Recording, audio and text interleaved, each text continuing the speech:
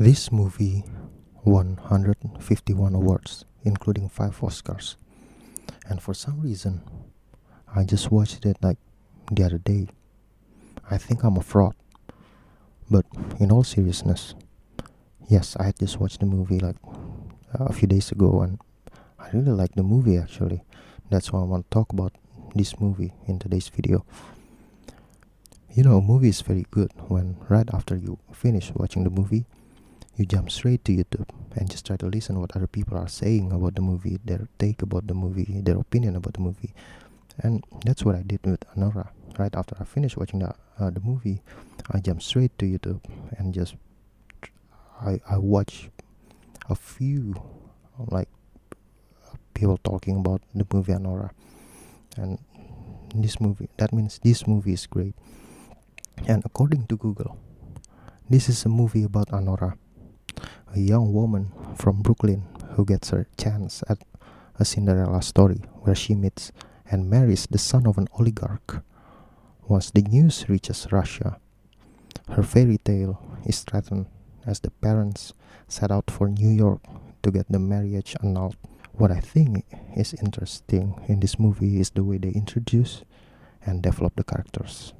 I am going to assume that you have watched the movie, so I won't go into details. My focus is more on Igor and the ending.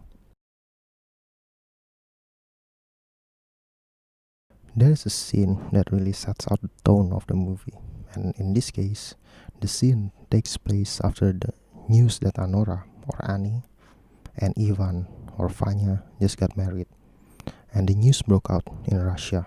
And Ivan is from Russia, by the way, and his dad is a Russian billionaire. Oh. That's my billionaire laugh. If you laugh like ha ha ha ha ha ha, you're broke. That's a brokey laugh. And from what I know about some of those people, honor and title is very important. Your partner's job can determine whether they are honorable enough or not to join the family. And in this case, Anora or Annie is a sex worker. So for them, Anora is not honorable enough to marry their son. They can tarnish their reputation, and she is an embarrassment to the family. That's basically it. The family hires a guy named Toros.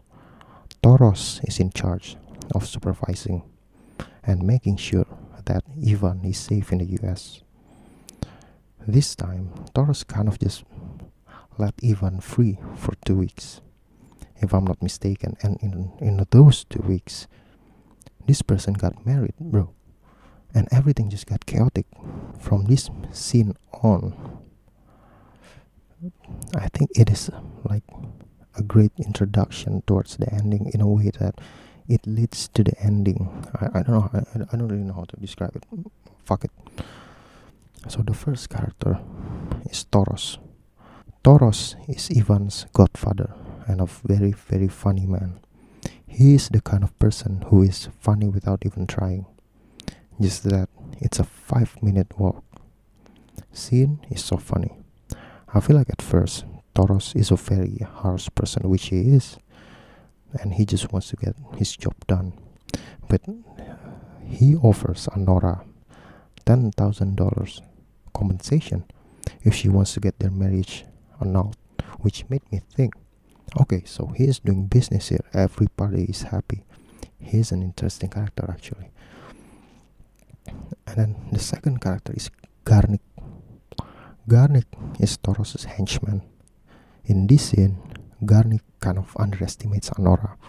Oh, she's a woman. She couldn't no harm. She couldn't do no harm to us. We are men. And then Anora breaks his nose, and he's so petty about it.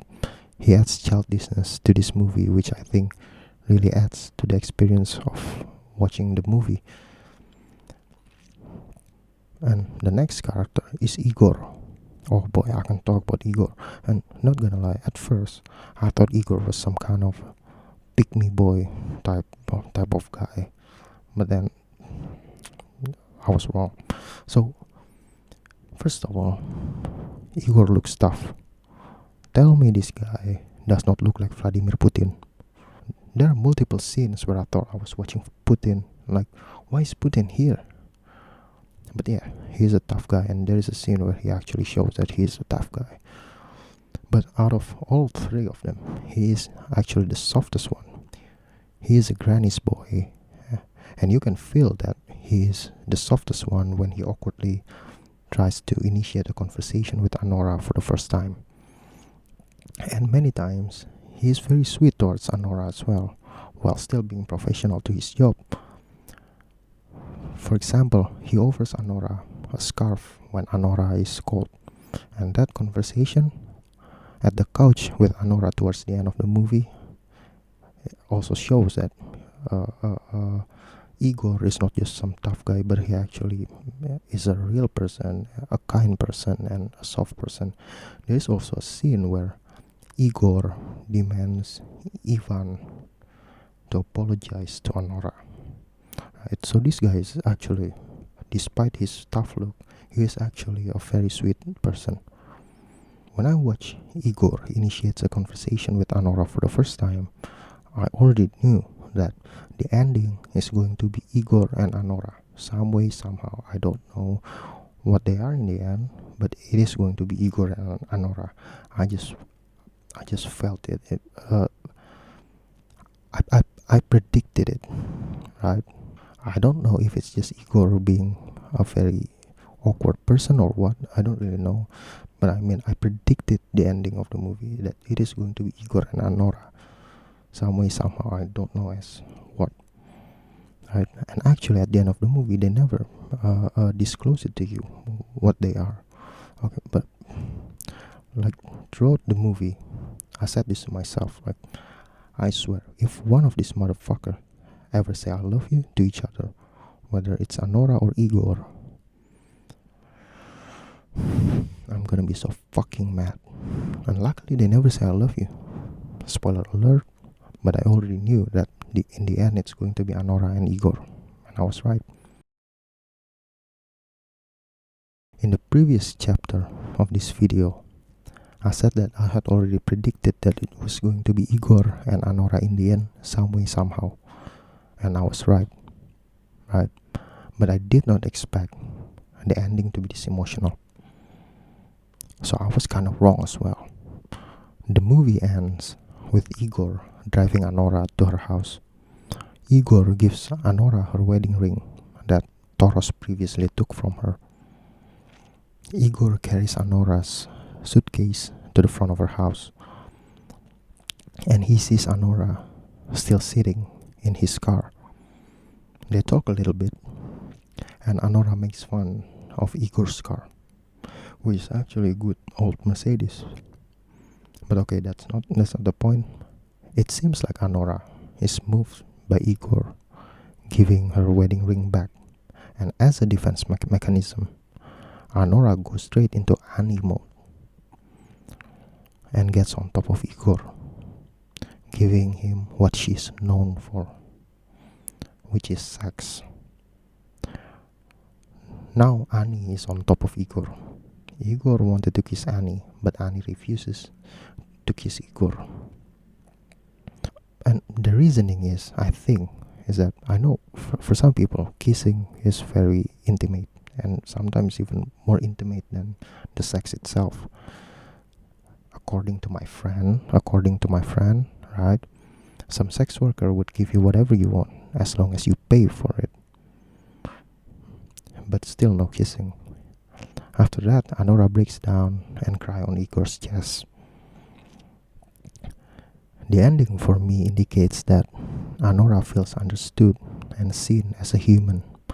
Anora feels that Igor does not see her as Annie. And it is actually shown in the previous scene that I did not talk about. The fact that Anora cries is very important because I've heard a story that says, basically, think of a child, right? If they fall, they don't just immediately cry right after they fall, but they would look around first. They would try to find their mother, and then they would run towards their mother, and then they would hug their mother, and then after they hug their mother, they would cry, right? So they seek comfort first. They seek someone who they can trust, and their feeling just come out right after that. I just think of this last scene just like that. I think Anora feels that she is understood, right? And also that I really like the fact that we never know what Anora and Igor are at the end of the movie. Are they together? Are they not? Are they still talking? It doesn't matter. The film ends in the most perfect way.